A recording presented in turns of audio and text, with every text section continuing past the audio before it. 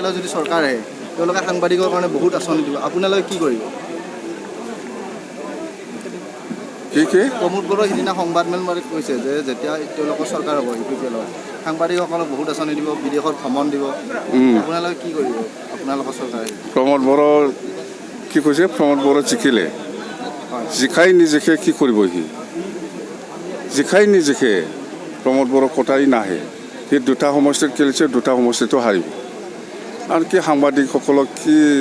সন্মান দিব ওলাইছে সি কেতিয়া সন্মান দিছে সি সাংবাদিকসকলক মইতো সাংবাদিক হিচাপে যেনেকৈ সন্মান পাব লাগে এই সন্মানটো মই দি আহিছোঁ আগৰ পৰাই 40টাত 40টা বিজেপিটো জিৰ' হ'ব বিজেপি UPPL এইবিলাক জিৰ' হ'ব নিজিকিব মই যিটো দেখিছোঁ একদমবাৰে মই মাজবাটৰ পৰা শ্ৰীৰামপুৰলৈকে যিখিনি ঘূৰিছোঁ তাৰমানে আমি যে ক'ত হাৰিব এই সমষ্টিটো বিচাৰি পোৱা নাই মই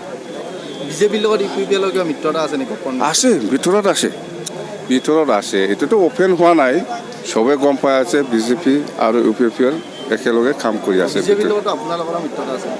নাই বিজেপি আৰু BPF লগতো মিত্ৰতা আছিলে কিন্তু BTC নিৰ্বাচনৰ ক্ষেত্ৰত ৰঞ্জিত দাস ডাঙৰীয়াই কৈ আছে যে BPFৰ লগত এলায়েন্স নাই বুলি কৈ আছে ৰঞ্জিত দাসৰ কথা এইবিলাক মেটাৰ মই পিছত ক'ম